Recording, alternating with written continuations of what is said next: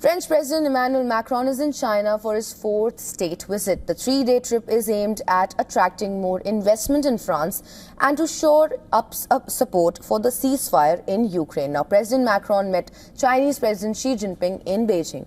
The two leaders held a bilateral meet and agreed to push for more balanced economic ties and a non-discriminatory environment for businesses. Both leaders then addressed a joint press conference. Macron called for a more equal economic relationship with China and sought Beijing's support in reaching a ceasefire in Ukraine.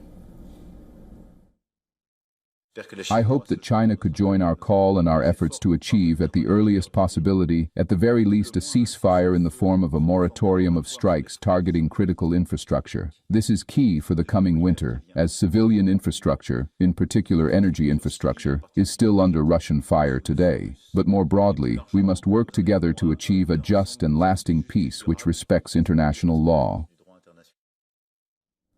Chinese President Xi Jinping called for deeper cooperation with France and added that Beijing remained committed to promoting peace in war-torn Ukraine and Gaza. While China has supported peace talks, it is yet to condemn Russia for invading Ukraine. We all have agreed to focus on the following four areas. First, enhancing political mutual trust. Regardless of changes in the external environment, both sides should consistently demonstrate the independence and strategic vision of a great power and strive to understand and support each other on issues related to their core interests and major concerns. The French president also urged Beijing to work with the G7 grouping for more balanced rules-based economic governance. The comments bear significance as France will host the G7 summit next year.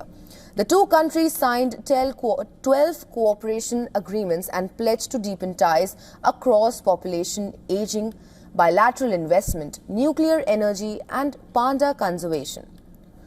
Later, Macron met Chinese Premier Li Qiang and Zhao Leji, chairman of China's National People's Congress Standing Committee.